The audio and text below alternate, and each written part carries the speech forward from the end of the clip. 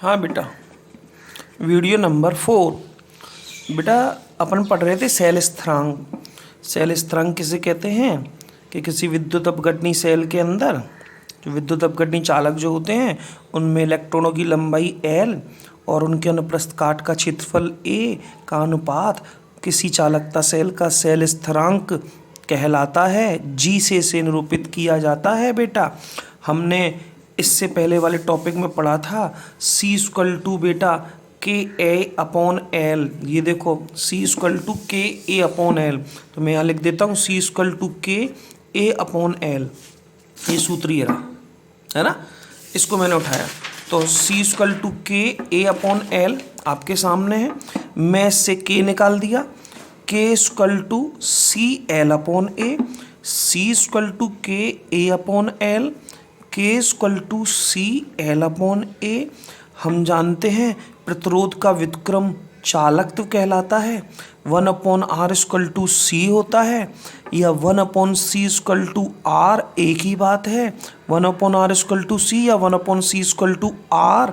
अब मैंने L/A की जगह G लिख सकता हूँ। ये देखो L/A = G, तो K = C, L/A की जगह G लिख दिया।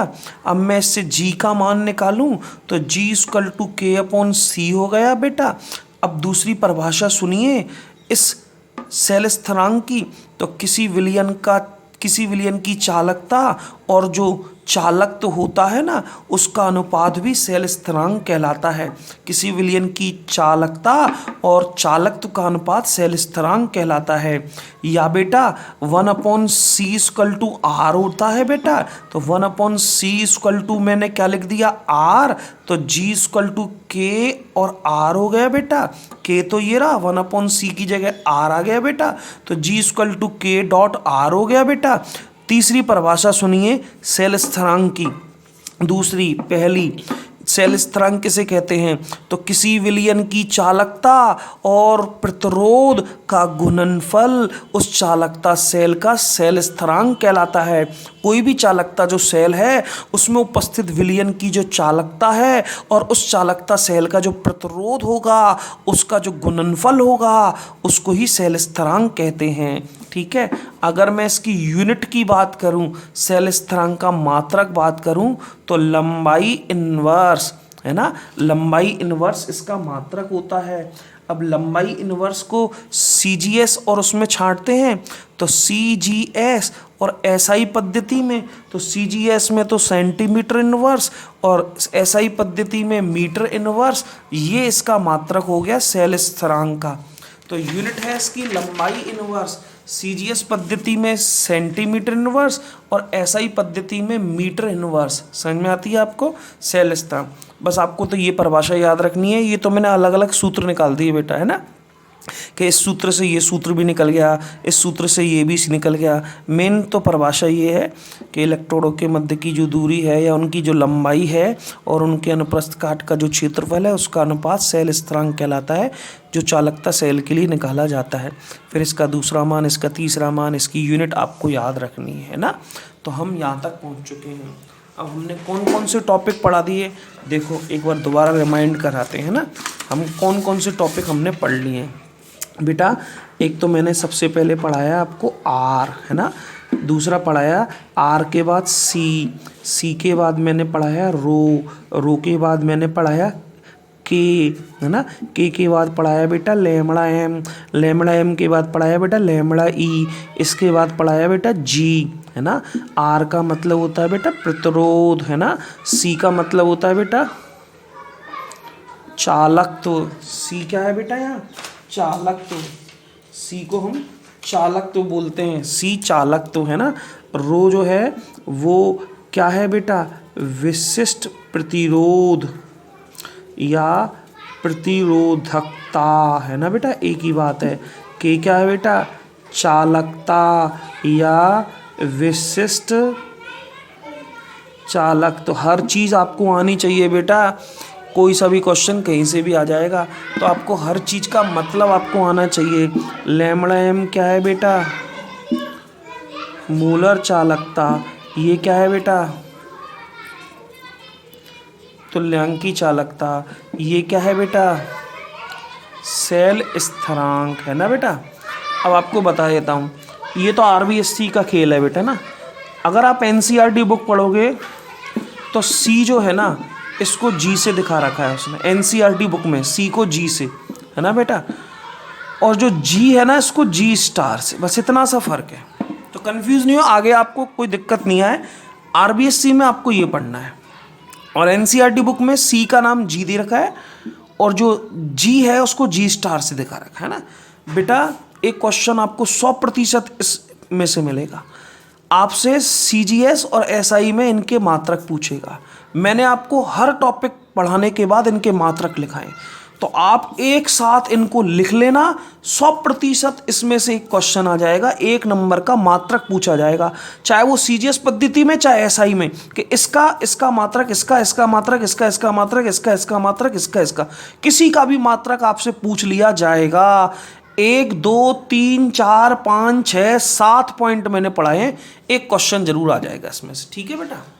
अब नेक्स्ट टॉपिक अपन चलते हैं। इसके बाद अगला जो टॉपिक है वो है चालकत्व या चालकता पर तनुता का प्रभाव। ये मेरा नेक्स्ट टॉपिक है ना, कि कोई भी जो विलयन होता है ना, किसी भी वैद्युत अपघट्य जो का विलयन है, उसके चालकत्व या उसकी चालकता पर तनुता का क्या प्रभाव पड़ेगा, किसी वैद्युत अपघट्य विलयन के चालकत्व या चालकता पर तनुता। अब मेरे एक एक पॉइंट को ध्यान से सुन लेना, मैं जो क्या बोल रहा हूँ, एक एक चीज समझ में आएगी तुम्हारे, सुनिएगा। चालक, हमेशा याद रखो, एक सूत्र होता है चालकत्व समानुपाती तनुता, और एक सूत्र होता है चालकता व्युत्क्रमानुपाती तनुता। ये पॉइंटों को समझाता हूं। किसी भी विद्युत अपघट्य जो विलयन है, उसका चालकत्व का मान तनुता बढ़ाने पर हमेशा बढ़ता है। जैसे जैसे किसी विद्युत अपघट्य विलयन के अंदर पानी मिलाता जाऊंगा, तनुता बढ़ाने का मतलब है पानी मिलाना, पानी मिलाने का मतलब है सांद्रता को कम करना, सांद्रता को कम करने का मतलब है तनुता बढ़ाना। देखो तीनों पॉइंट, एक एक चीज क्लियर कर रहा हूं तुम्हारी, ध्यान से सुन लो। क्या मतलब है कि जैसे जैसे किसी विद्युत अपघट्य विलयन के अंदर पानी मिलाता जाऊंगा, या तनुता बढ़ाता जाऊंगा, या सांद्रता कम करता जाऊंगा, एक ही बात है। तो इस विद्युत अपघट्य का वियोजन होता जाएगा, ये अपने आयनों में टूटता जाएगा, और इस पूरे विलयनों में आयनों की संख्या बढ़ती जाएगी, तो इसके चालक के मान में वृद्धि होती चली जाएगी। इसका मतलब हमेशा तनुता बढ़ाने पर चालकत्व के मान में वृद्धि होती है, क्योंकि वियोजन की मात्रा में वृद्धि होती है। ठीक है, पहला पॉइंट।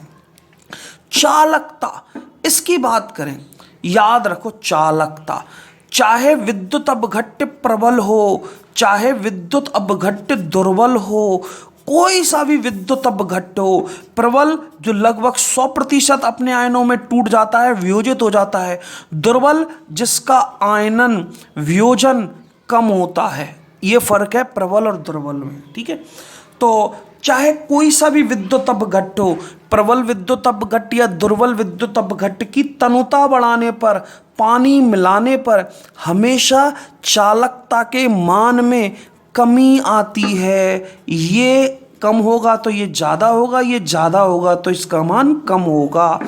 क्यों ऐसा होता है कि पानी मिलाने पर, तनुता बढ़ाने पर या सांद्रता कम करने पर चालकता के मान में हमेशा कमी क्यों आती है, चाहे वो प्रबल हो चाहे दुर्बल? तो आंसर सुनो, ये क्वेश्चन है महत्वपूर्ण, कि चालकता का मान तनुता बढ़ाने पर घटता है, क्यों, ऐसा क्यों?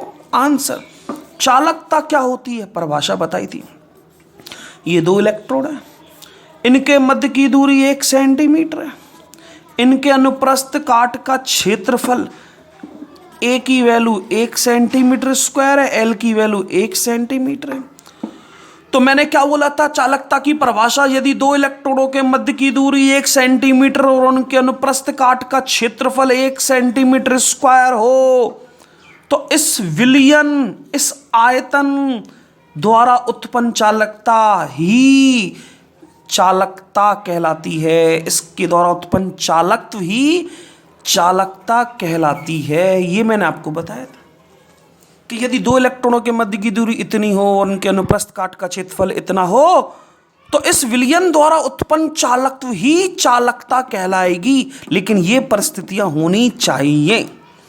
अब क्वेश्चन कि सर पानी में मिलाएंगे, इसमें पानी मिलाएंगे, तनुता बढ़ाएंगे, पानी मिलाएंगे तो चालकता का मान क्यों घटेगा? ये हमें समझना है सर।